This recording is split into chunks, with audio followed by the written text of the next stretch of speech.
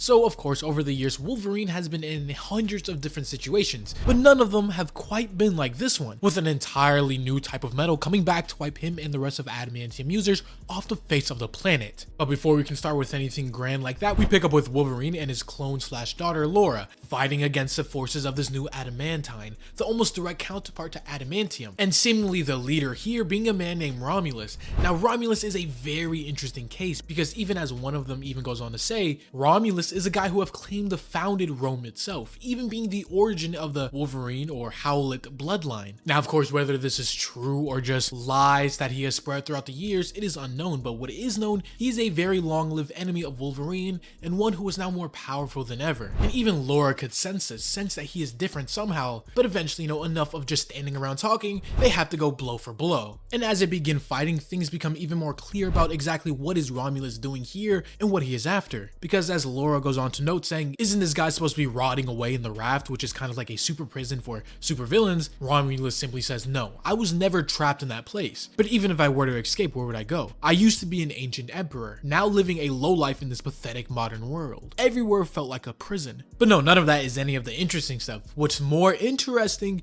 is the reason why and what he is doing, as he goes on to say, when I built Rome, I sent sages, spies, soldiers in the search of a primordial power, a buried and hidden power older than men, older than even the gods, a specific power that can even make a man into a god. The text described this power as a primordial spirit of metal itself, and they called it the Adamantine. And even throughout his entire long life, he has been searching for it, searching for this almost infinite power source. But he figured it was just lost to time, lost to the modern world. But that was until Logan inadvertently woken it up. Because going back before when Logan first fought Saber, their clashes with the Adamantium awakened the hidden and deep slept Adamantine, which advertently started this entire journey they're on now. But frankly, Logan doesn't really care about any of his little monologuing or lore drop. Logan is just more worried about the fact, how come Romulus here isn't like any of the other previous villains that they fought? They're more like zombies, not really conscious or have a will. They just fight and stop whenever they need to. And Romulus answered this saying, because they are servants, whereas Romulus is a sovereign. They are just merely the cannon fodder, the thralls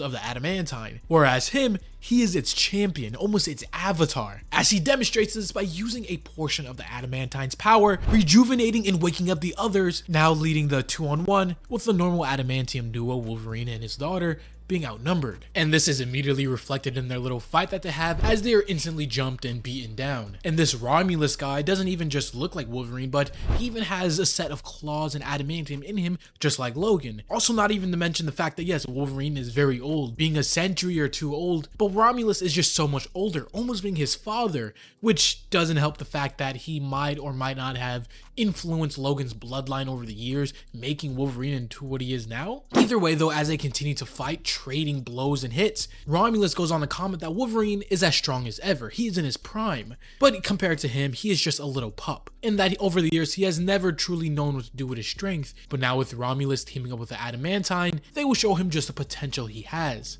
But no, they can't show him the true extent of what is planned for Logan here during this giant battle right here.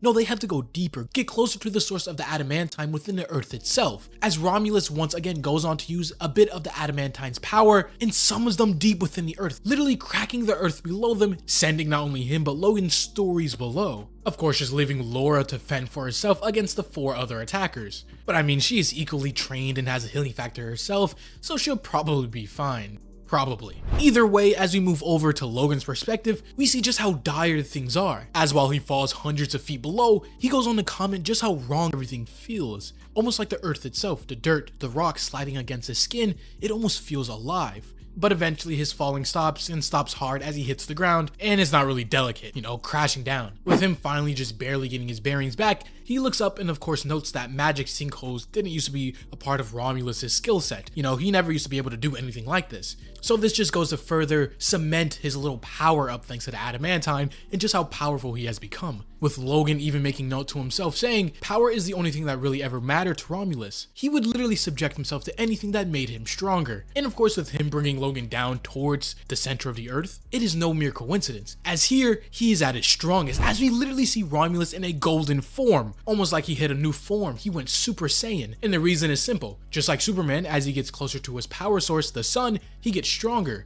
So when Romulus goes deeper into the earth, closer to the adamantine itself, he also gets stronger and putting himself on a whole other tier than Wolverine currently is. As because when they go back to fight, it is not close at all, with his claws just effortlessly sliding against Romulus's adamantine skin, just showing you the direct difference between adamantium and adamantine. As Wolverine even goes on to say, my claws, which can almost cut through anything, can't seem to even slice the shell of the golden metal. This adamantine, this metal of the gods, if my memory serves right, is the same thing that Hercules's club is made from. And Romulus not just being very durable, but he is really strong too, as he hits Logan and almost knocking him out with one hit. And yeah, if there was any sort of fight before, it is pretty much over now. Romulus is just so much more powerful at this point than Logan, with him just beating and wailing on him. Logan even going on to think in the midst of this, saying that Romulus is a warrior. He's been killing people since before Jesus was born, and he's pretty good at it. His ambition has always been off the charts. And half of Romulus's problem with Logan in the first place is that he didn't want to be world-conquering buddies with him. But now it seems that Romulus has found a new friend, a new ally,